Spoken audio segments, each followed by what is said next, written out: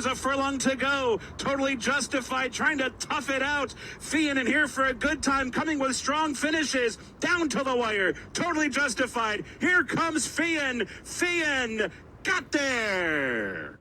Fion goes last to first. Okay, so we're here with Trace and the star of the day, Fionn. It's about winning that race yesterday at Churchill Downs. Was that your dad's first graded stakes win at Churchill? Yes, it was. It was. Back in the day, he had a couple big wins, but nothing. I don't think he won the Lone Star Derby back in 1998 or 99, but I don't think it was graded then. So yeah, this would be his first graded stake win. It was awesome yesterday. They had a great time. He was in tears. It's something I'll probably remember for the rest of my life. What was it like watching her? Because she came from last. It Yeah. looked like that one horse was home free, and then in the final strides. Yeah, no, that's how she does it. I mean, kind of when we started breezing her before she ever ran, she wasn't really wowing us in the mornings, and we're like, well, we hope the turf will move her up, and it has.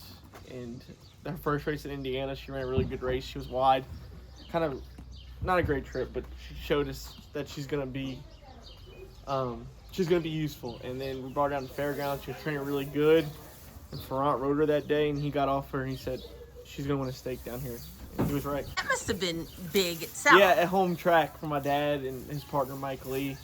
And the whole family was there. They actually had to take the win picture on the track because they couldn't fit everybody in the winner's circle. So, no, it's been a blast so far. I grew up down there. I went to high school down there and played baseball at a small college in Louisiana. Assistant to Brad Cox. Yes. You're also the son of the co-owner of, now she decides to duck away. In your role in the barn, is it any different with a horse like Fionn? No, I mean, when they win, it's extra special, obviously, but no, as far as training, I treat her like any other horse. I mean, actually, she was leading up to this race, she was with Jorge and Blake at Keeneland, so I wasn't even around her leading up to this race, and they did a fantastic job with her. She came over here. She was in great shape.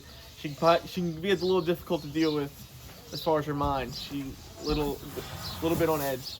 She was great in the paddock, and whole team effort with her. So what's the trainer telling you about where she might go next?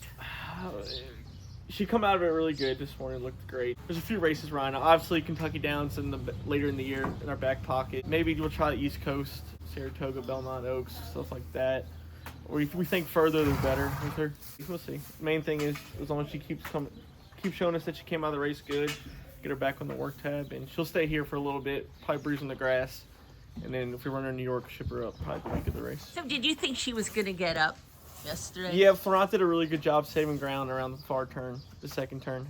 And when he ducked into the rail and she kind of was picking up horses on her own, I was watching my buddy. I said, we got a shot when he straightened up.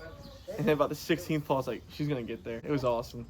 How many horses does your dad have at the track? Just 3. I always owned the horses. And then growing up, I'd go to the barn. I love going to the barn, like before school and stuff.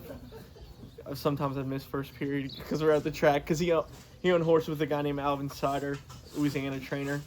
And then Steve Margolis, that's actually who my first job on the track was a hot walker for Steve Margolis. Always loved going to the barn, looking. And actually, we went to dinner and I sat by Steve Margolis one night.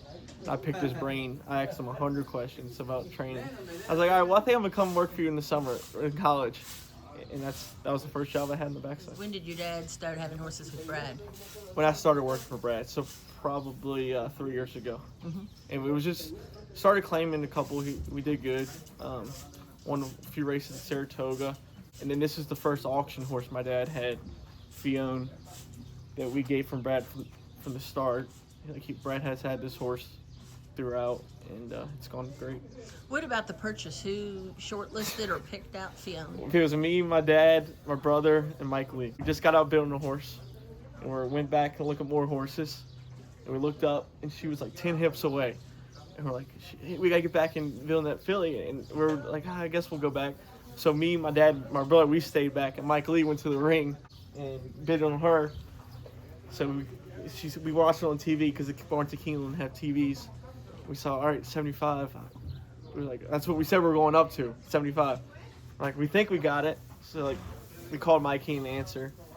And then he called us back. He said, we got her. We were waiting for her to come back to the barn. And I guess she had an incident in the back ring. She flipped over, I think. So we didn't see that.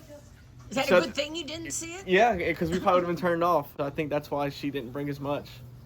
And in the Dixiana, they were great about it. They said, you know, she had this incident in the back ring. If y'all don't want her, we'll take her back. We're like, no, we'll keep her. And that's kind of how it happened. $75,000 to somebody like me, you know, that's a lot of money. But in the scheme of things, when you're trying to buy yearlings, it's not. We're not big. My dad, I mean, he's not big players in the game, you know. So that's why it's special to be a great stakes winner with a $75,000 purchase. It's not easy. No, we got lucky. He's earned just south of $400,000 so far. So it's been awesome. Thankfully, I mean, hopefully we're going back this September and get one more maybe. But 75. That was probably most money my dad spent on a horse.